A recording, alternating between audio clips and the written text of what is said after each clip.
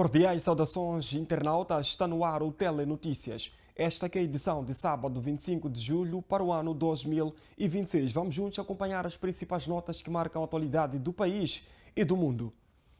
Na abertura da 15ª sessão intercalar da Assembleia Parlamentar da CPLP em Luanda, a Presidente da Assembleia da República de Moçambique e da AP-CPLP, Margarida Talapa, defendeu parlamentos mais próximos dos cidadãos e apelou ao reforço da cooperação entre os Estados-membros para responder aos desafios da atualidade. Sua Excelência, senhores presidentes dos parlamentos da CPLP, Sua Excelência, senhores deputados, Sua Excelência, senhora secretária executiva da CPLP, ilustres convidados, minhas senhoras, meus senhores, excelências. Com estas palavras, declaro solenemente aberta a 15ª sessão da Assembleia Parlamentar da CPLP. Na sessão de abertura, Margarida Talapa defendeu o reforço da governação democrática, da segurança e da integridade institucional, sublinhando o papel dos parlamentos na promoção da paz, da transparência e do interesse público. Para a Presidente da Assembleia da República, Margarida Talapa, mais do que órgãos legislativos, os parlamentos devem afirmar-se como verdadeiros parceiros na construção da paz e da segurança. Defendeu ainda uma maior cooperação entre os Estados-membros, com especial destaque para as redes parlamentares da mulher e da juventude.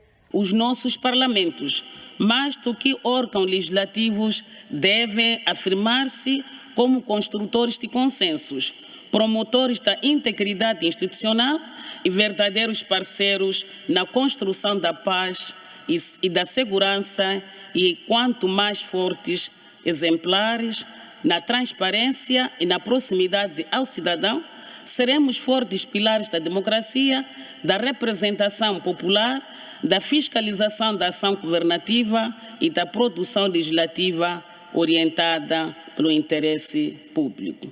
Excelências, distintos convidados, minhas senhoras, meus senhores, excelências. Esta sessão convoca-nos a pensar em conjunto os desafios que nos são comuns.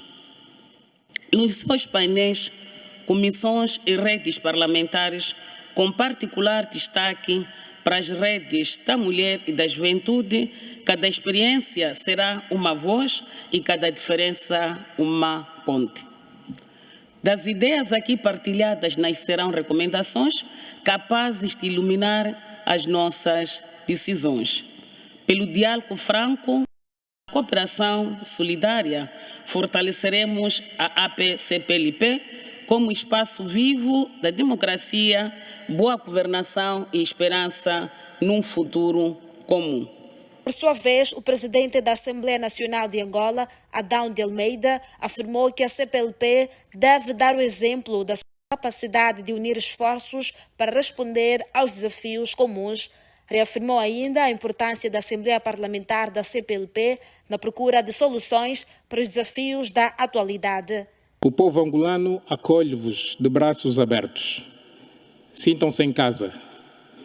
desfrutem da sincera hospitalidade com que os angolanos recebem os seus visitantes nesta terra em que a diversidade da cultura nos une e em que a história ensinou que o caminho da paz é melhor do que o caminho do conflito.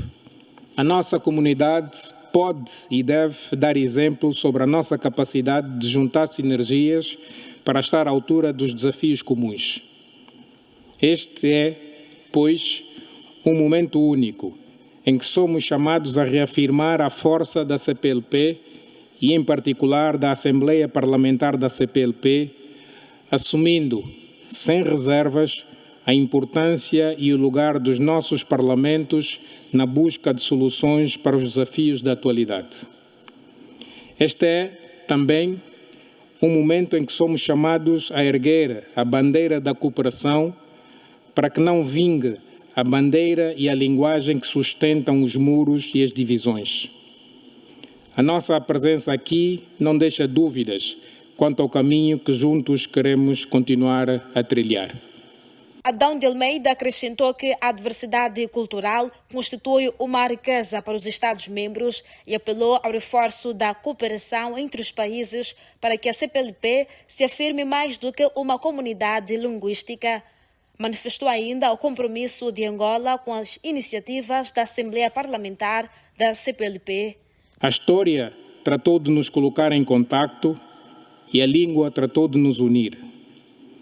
As diferentes culturas identificam-nos e permitem-nos reconhecer a riqueza da nossa diversidade. Os desafios da construção permanente do desenvolvimento impõem que reforcemos continuamente a nossa cooperação para que a CPLP se afirme cada vez mais do que uma comunidade linguística. A consolidação de um pilar econômico é estruturante para uma maior dinâmica e cooperação entre os países e povos da CPLP, sendo para tal essencial uma maior mobilidade dos povos. A Assembleia Nacional da República de Angola manifesta o seu total compromisso para com as iniciativas da Assembleia Parlamentar da CPLP, porque acreditamos que juntos somos mais fortes e mais capazes de vencer os desafios do nosso tempo. O militante da Renamo e apoiante declarado do presidente do partido, Ossufo Momad Sakul Cardoso, dirigiu uma dura mensagem aos representantes eleitos da principal força da oposição em Moçambique.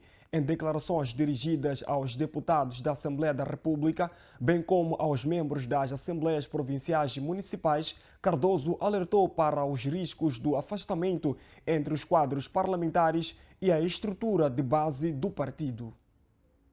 Pronunciamento, Sakul Cardoso criticou a postura de representantes que, após assumirem funções institucionais, se distanciam das dinâmicas internas e do contacto com os simpatizantes. Segundo o militante, as regalias inerentes aos cargos públicos têm gerado uma percepção equivocada sobre o papel individual de cada representante.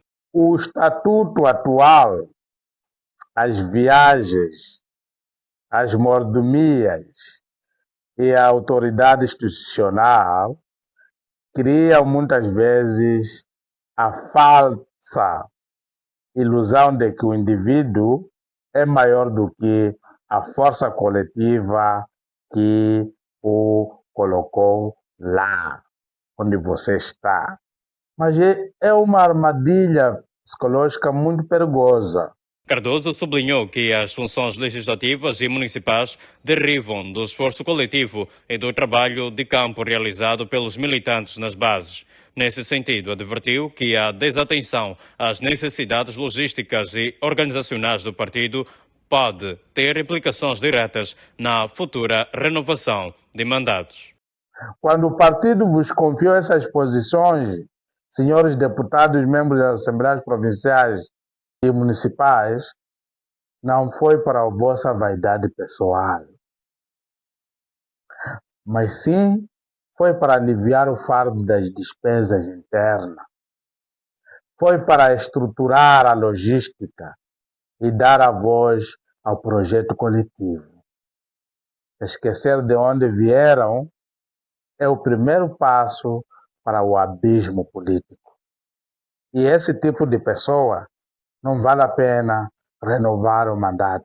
O militante concluiu a sua intervenção reforçando a dependência entre a liderança parlamentar e o apoio popular no terreno, deixando um aviso sobre o futuro político dos quadros do partido. Lembre-se, senhores chefes grandes, o topo onde hoje se sentam só existe porque a base o sustenta. Quando o tapete das bases for puxado, a queda será inevitável. Quem não serve o partido hoje, não terá o partido a servi-lo amanhã. A intervenção insere-se no debate interno da RENAMO sobre o fortalecimento das estruturas locais e o acompanhamento dos trabalhos parlamentares junto das comunidades e dos círculos eleitorais.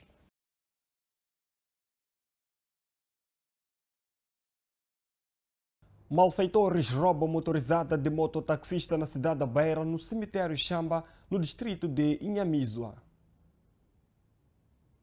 Votações, colega, responde nessa altura a partir do bairro de Inhamizua, concretamente no cemitério da Xamba. Neste local, um mototaxista escapou à morte.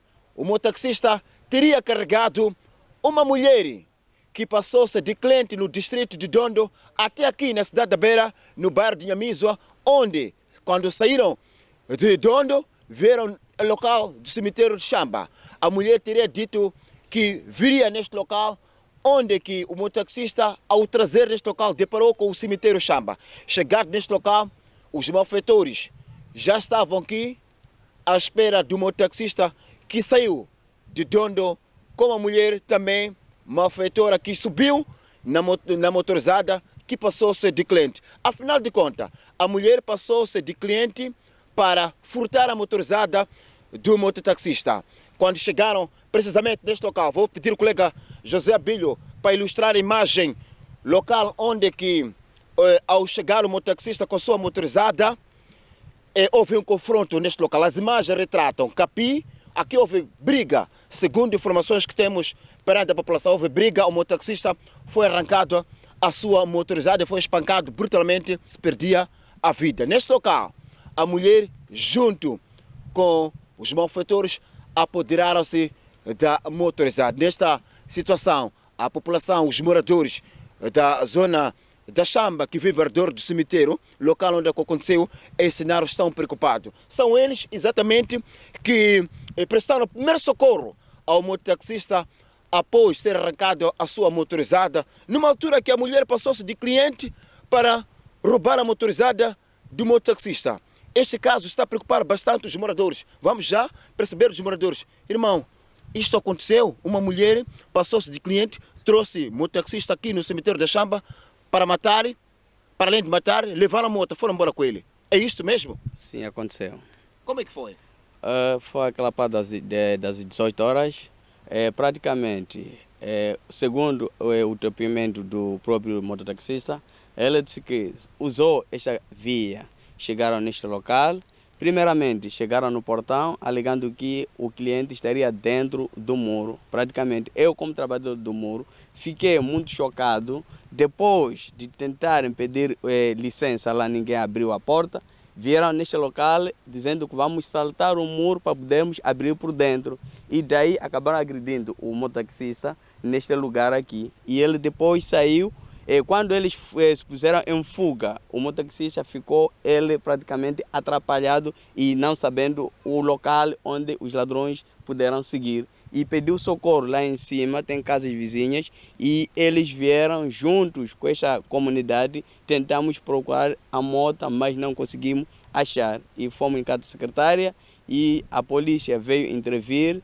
E mais tarde acabamos ouvindo que acharam um dos desconfiados que terá feito a ação. A motorizada foi levada pelos malfeitores. Bandidos levaram a moto junto com a mulher também que veio aqui, passou-se de cliente, é isso? Sim, sim. O que vocês querem para a situação aqui no cemitério Xamba? Nós estamos a pedir que a autoridade faça a justiça, porque este caso já não é o primeiro caso. Tem acontecido muitas das vezes e sempre esperamos a autoridade para dar o socorro e a autoridade não conseguem fazer vigia de noite este local, porque é um local um pouco perigoso, segundo estamos a ver a imagem ao lado do cemitério. Praticamente a comunidade fica chocada sobre este ato que aconteceu. Seu nome? Elias. Muito bem, foi pronunciamento de Elias, moradores daqui da zona do cemitério Chamba. O colega José Bilho vai ilustrar nessa altura os moradores de Chamba que estão preocupados com esta situação e cenário. Vamos mais ao encontro de mais um jovem. Constitui a verdade que aqui o mototaxista foi roubado de sua motorizada ontem? Sim, com certeza. Como é que foi? Foram mais ou menos 18 horas, eu recebi um comunicado com ele. Eu estava lá em cima, né? Depois dali vim para ver de perto, né? De verdade o homem estava muito mal. Mal para cacete. Ele já não sabia falar, a respiração também não estava mesmo assim, né? No top, né? E começamos a procurar a moto, sei lá o quê, só que vimos, depois disso acontecer, né? Vimos o chinelo dos malfeitores, né? Mas agora estão com autoridade e procuramos a moto de um lado para o outro. Né? A moto não acharam. Os malfeitores levaram a moto e foram embora com a motorizada. Sim. É o primeiro caso que acontece aqui no cemitério Chamba em que malfeitores passam-se passar de cliente, vêm aqui no cemitério como taxista e arrancam a motorizada. Não é a primeira vez. O que vocês querem para acabar com essa situação? É justiça. Seu nome? Falamos com quem? Mariano. Muito bem, pronunciamento de Mariano, mas temos indicações também que temos outro morador que se pronunciar sobre a situação. Estamos a falar com quem nessa altura? A falar com Antônio Paspanaca. Paspanaca, como é que vê essa situação? Socorreram um mototaxista, mas a moto foi embora. É um pouco triste, só que eu não aproximei perto, não sou como... Toda a família lá em casa correram para aqui. E eu tinha ficado a controlar a porta também. Porque, fiquei assustado quando acompanhei que o mototaxista sofreu aqui, porque é um pouco triste. É a primeira vez que isso acontece aqui no cemitério Chamba? Aqui perto, essa coisa de moto é a primeira vez. Só já apareceu de dia, roubam moto, quando as pessoas estão dentro. Já ouvi dizer isso, mas assaltaram um taxista de noite. Aqui é a primeira vez que acompanho. Só lá à frente. Estão preocupados com esse cenário? Preocupados. O que vocês querem para acabar com isto? A justiça tem que ser feita. Falamos com o senhor Panaca? Paspanaca. Paspanaca. Pronunciamento de Paspanaca que diz este cenário ser triste. Não é o primeiro caso, segundo Paspanaca, que isto acontece aqui na zona do cemitério de Chamba, em que há cidadãos que passam-se por ser cliente sob motorizada, deslocam-se aqui na zona do cemitério Chamba, assaltam, arrancam motorizada, os mototaxistas aqui na cidade da Beira Capital da província de Sofala. É tudo que posso avançar, colega. Continuação de um bom trabalho. Mundai volta com mais informações a partir da cidade da Beira Capital da província de Sofala.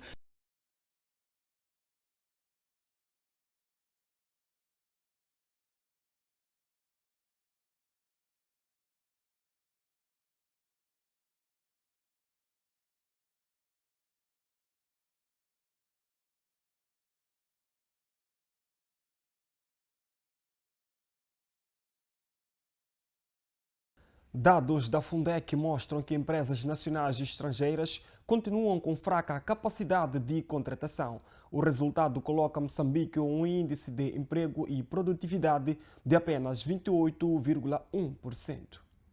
A Fundação para a Competitividade Empresarial apresentou esta quinta-feira a primeira edição do Índice de Emprego e Produtividade. De acordo com o levantamento, o país atingiu 28,1 pontos, um sinal de que a absorção de trabalhadores pelas empresas continua baixa. Os resultados hoje apresentados, referentes ao primeiro trimestre de 2026, Moçambique registra um índice de emprego e produtividade de apenas 28,01 pontos. Este resultado deve ser interpretado como um importante sinal de alerta. Significa que o grande desafio do presente já não consiste apenas em criar postos de trabalho. O verdadeiro desafio consiste em criar empregos de qualidade, empregos produtivos, empregos formais, empregos capazes de gerar rendimento, inovação, capacidade e esperança. Para enfrentar o problema, a Fundec submeteu 7 propostas com vista a melhorar o cenário no médio e longo prazo.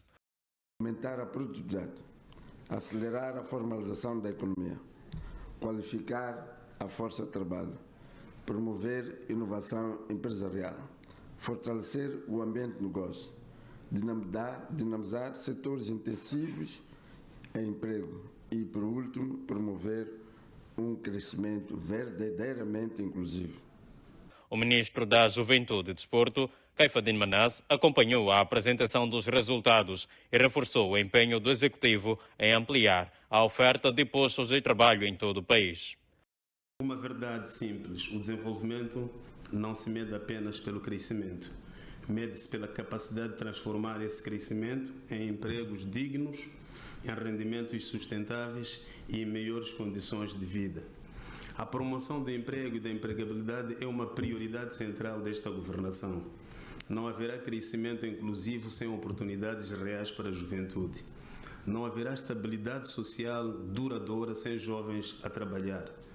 Por isso, continuaremos a investir na formação profissional, na adequação das competências e exigências do mercado e na criação de um ambiente que estimule a iniciativa privada e a geração de riqueza. O índice será atualizado de 6 em 6 meses, com o objetivo de orientar o governo nas decisões sobre políticas públicas de geração de emprego.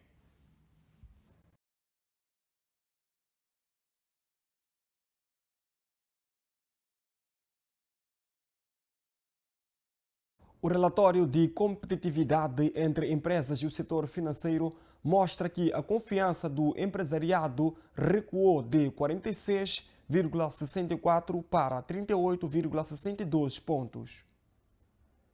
O mais recente rating empresarial e financeiro referente ao primeiro trimestre de 2026 revela um setor empresarial ainda pouco saudável, sobretudo no que toca ao financiamento bancário. Segundo a Fundação para a Competitividade Empresarial, a queda da confiança de 46,64% para 38,62% pontos indicam que as empresas continuam a operar no ambiente com acesso ao crédito ainda limitado e frágil. O Estado acompanha igualmente a desaceleração observada na atividade econômica nacional. Na prática, significa que as empresas continuam confrontadas com elevados custos financeiros, dificuldades de acesso ao crédito, reduzida intensidade de investimento e baixos níveis de confiança econômica. Existe crédito, mas o crédito ainda não tem a profundidade suficiente para se traduzir em financiamento ao tecido empresarial. De forma paradoxal, os setores considerados pilares da economia nacional são os mais prejudicados. A agricultura absorve apenas 5% de todo o financiamento da banca e a indústria apenas 9%. No sentido oposto, os setores dos transportes e das comunicações têm concentrado a maior parte dos recursos disponibilizados pelos bancos. A solução está na cadeia de valor. É preciso que tenhamos linhas de financiamento francas para financiar o tecido empresarial, sobretudo na cadeia de valores. O documento destaca também a estabilização cambial e outros indicadores que apontam para condições favoráveis a uma recuperação gradual. Continua na casa de um dígito, mas ainda assim não podemos dizer de que esta inflação se traduz em influência para taxas de juros mais baixas. É precisamente para acompanhar esta evolução que o rating empresarial financeiro vai continuar a ser publicado de forma trimestral. Além de mapear as fragilidades, o relatório apresenta propostas de soluções para o médio e longo prazo. A capacidade de resposta da Polícia da República de Moçambique e do Serviço Nacional de Investigação Criminal em Cabo Delgado foi reforçada esta quinta-feira com a entrega de 28 viaturas doadas pelo governo do Japão. Os meios visam intensificar o combate à criminalidade organizada e transnacional, aos raptos e aos focos de instabilidade, numa altura em que vários distritos da província continuam em processo de reconstrução. Das 28 viaturas entregues, 22 foram destinadas à PRM e 6 ao Cernic. O objetivo é reforçar a mobilidade operacional das duas forças num contexto em que a província ainda enfrenta desafios de segurança. Na cerimônia de entrega, o ministro do Interior, Paulo Chachine, disse que o reforço da capacidade logística constitui uma prioridade do governo. Para o governante, investir nas forças de segurança é fundamental para consolidar a paz, restaurar a confiança das comunidades e acelerar o processo de estabilização de Cabo Delgado. Segundo Paulo Chachine, os novos meios vão permitir melhorar o patrulhamento preventivo, garantir maior segurança à população e apoiar as ações de restabelecimento da ordem pública nos distritos mais afetados. O ministro agradeceu ainda o apoio do governo do Japão e reiterou o compromisso do executivo em continuar a trabalhar com parceiros internacionais para garantir a paz e o desenvolvimento na região norte do país. O Centro para a Democracia e Direitos Humanos, CDD, realizou a terceira conferência sobre arquitetura de paz para jovens em Moçambique. No âmbito da arquitetura de paz em Moçambique, os membros do CDD consideraram que a iniciativa tem trazido satisfação às comunidades e reforçado o sentimento de diálogo nacional inclusivo, refletindo também o posicionamento do Estado na estruturação da paz. Esta ausência de inclusão dos diversos atores da sociedade civil, e não só da sociedade civil, comunidades em si, sobre a questão da paz. Então, com esta reunião, nós vimos que as comunidades tiveram a oportunidade de se expressar, também trazer seu sentimento sobre o diálogo nacional inclusivo, que é um dos mecanismos de inclusão para cada um ou cada comunidade possa expressar seu sentimento sobre a questão de paz. Mas vimos aqui relatos de Cabo Delgado, relatos de outras províncias, que diziam que este tipo de diálogo nacional inclusivo não era como tal inclusivo, mas havia aqui a ausência de inclusão das comunidades. Por isso que esta forma de fazer diálogo nacional inclusivo não era propício, havia ausência. Mas por causa desta reunião de 2 dias, houve aqui expressão de sentimentos, também preocupação desde a base das comunidades sobre a questão da arquitetura de paz em Moçambique. E isto reflete mais uma vez como que um Estado deve lidar com diversos setores, com diversas comunidades e diversos níveis sobre a construção ou arquitetura de paz em Moçambique.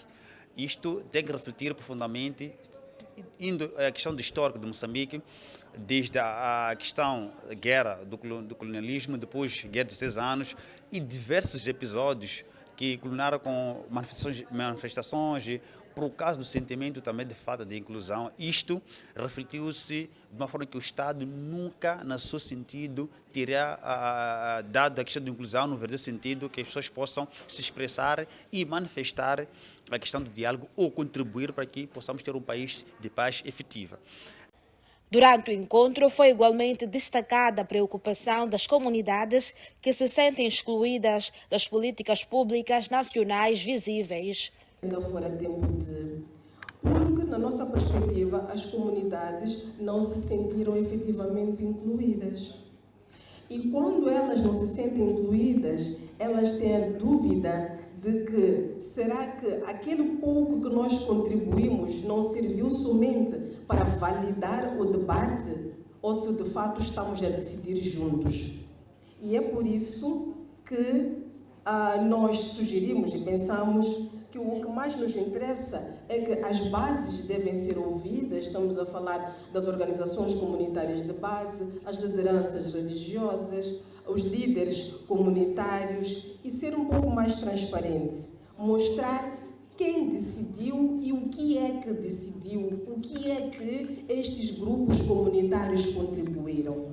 E também transformar, de fato, os contributos comunitários em políticas públicas visíveis, que aquelas comunidades compreendam que, de fato, aqueles contributos foram nossos e estão, de fato, refletidos nas políticas públicas nacionais. Então, esta componente de inclusão que nós estamos a falar é a componente geográfica, onde sentimos que as comunidades de nível muito mais local não foram trazidas para o debate como se esperava. Por sua vez, os representantes comunitários apelaram à realização do Diálogo Nacional Inclusivo e defenderam o reconhecimento do Plano de Arquitetura de Paz como estratégia para a construção da paz no país. Apelamos ao Diálogo Nacional Inclusivo, à Comissão Técnica para o Diálogo Nacional, o COT, às instituições do Estado ou Governo, aos parceiros de desenvolvimento e a todos os atores relevantes para que, primeiro ponto, reconheçamos a arquitetura de paz da sociedade civil como componente essencial da Estratégia Nacional de Construção da Paz.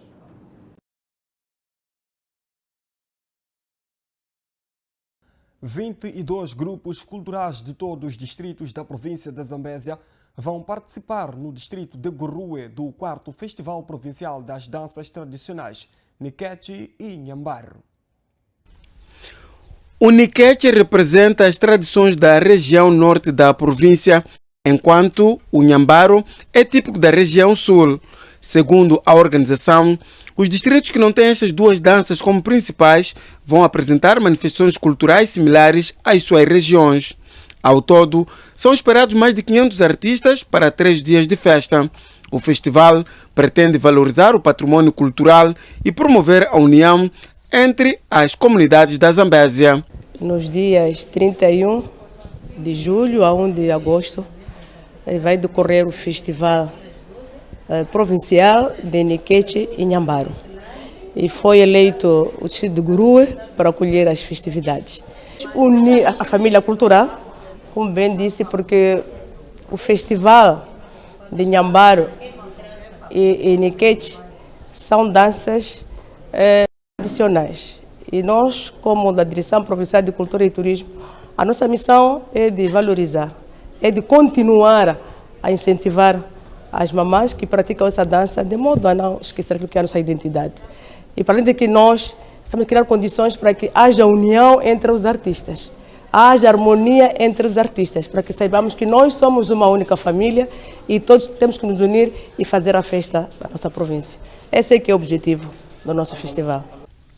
A fonte avança que estão criadas todas as condições logísticas para que os grupos se possam apresentar de forma condigna e fazer-se a festa da cultura da Zambésia ao mais alto nível. E sentimos nós que estamos prontos, preparados para que este festival aconteça sem sobressalto. E as condições, digo, já estão criadas. E, como muito bem sabe, a província tem 22 distritos e cada distrito vai sair um grupo cultural. Claro que há distritos que não têm Nikechi nem Nhambaro, mas para permitir a inclusão de todos, demos orientações para que os distritos que não têm Nikechi, não têm Nhambaro, mas tragam aquela dança semelhante ao Nikechi e ao Nhambaro. Para além das danças de bandeira do festival, o Nikechi e Nhambaro, o evento vai contar também com outros ritmos tradicionais da província. Cada distrito terá ainda a oportunidade de se fazer representar por um músico local para abrilhantar as noites culturais. Cada distrito vai trazer um artista, para além dos grupos de dança tradicional, porque Nikechi e Nhambaro são danças tradicionais. Mas para fazermos a festa no encerramento, achamos que cada distrito traga um artista para fazer a festa no dia do encerramento. Então, se são 22 distritos, nós teremos 22 artistas para poderem fazer parte deste grande festival na nossa província, que é do Nikechi e Nhambaro. O governo provincial espera que o festival sirva para atrair turistas e dar visibilidade aos artistas da província da Zambésia.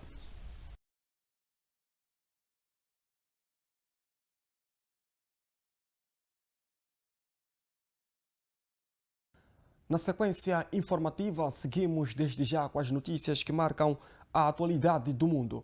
O governo da Irlanda garante que não encontrou qualquer prova irrefutável de que as exportações de alumínio com origem em território irlandês estejam a ser utilizadas para financiar ou sustentar o esforço de guerra da Rússia contra a Ucrânia. A posição oficial surge após uma investigação exaustiva às cadeias de abastecimentos comerciais no seguimento de suspeitas levantadas sobre o eventual desvio de matérias-primas estratégicas para a indústria militar do Kremlin. A garantia foi avançada pelo Ministério da Empresa, Turismo e Emprego da Irlanda. Segundo o executivo de Dublin, as diligências efetuadas pelas autoridades competentes não detectaram qualquer indício de violação do regime de sanções imposto pela União Europeia contra Moscou. Em causa estão os fluxos de exportação de alumínio, um composto químico essencial para a refinação de alumínio. Trata-se de um metal de elevado valor estratégico, amplamente utilizado no setor da defesa para o fabrico de aeronaves militares, veículos blindados, mísseis e diferentes tipos de munições. O receio de que o comércio indireto pudesse estar a servir de via de contorno aos embargos comunitários levou o governo irlandês a abrir um inquérito rigoroso às operações comerciais do país. Em comunicado, o ministro irlandês da empresa Peter Burke foi categórico ao afastar para já qualquer irregularidade nas transações. Apesar das garantias prestadas por Dublin, o tema continua a suscitar forte debate no seio das instituições europeias. Vários Estados-membros têm vindo a defender um controle ainda mais apertado sobre a circulação de matérias-primas de duplo uso, aquelas que, tendo aplicação civil, podem facilmente ser desviadas para fins militares. O governo da Irlanda assegurou que vai manter uma vigilância ativa sobre os canais de exportação e garantiu total cooperação com os parceiros internacionais para ajustar as medidas de fiscalização caso surjam novos elementos na monitorização das rotas de comércio global.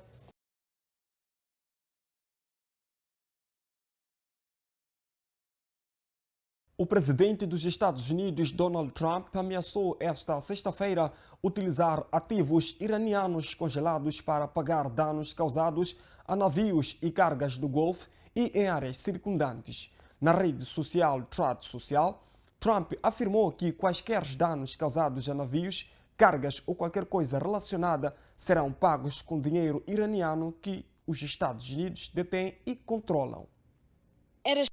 O ministro dos Negócios Estrangeiros do Irão, Abbas Araghchi, classificou a ameaça como um precedente incendiário. Apreender os ativos de outro país para pagar reclamações futuras não relacionadas é um precedente incendiário. Quem celebra ou beneficia com esses fundos deve recordar, quando os governos normalizam a confiscação, nenhum ativo está seguro. O caos que se seguirá não será bonito nem pacífico, afirmou. A troca de declarações ocorre numa altura em que os Estados Unidos de América prosseguem pela 13ª noite consecutiva ataques contra o Irão, visando alvos militares e comerciais. Segundo a imprensa estatal iraniana, registraram-se explosões na cidade portuária de Bandar Abbas, importante centro de abastecimento militar e de carga comercial, e na ilha de Qam, onde estão estacionados meios navais, incluindo embarcações não tripuladas capazes de atacar navios que atravessem o Estreito de Hormuz. E com esta notícia colocamos assim um ponto final a esta edição do Telenotícias. Continuação de um bom final de semana, voltamos na segunda-feira com mais notícias que marcam a atualidade do país e do mundo. Até lá, fique bem.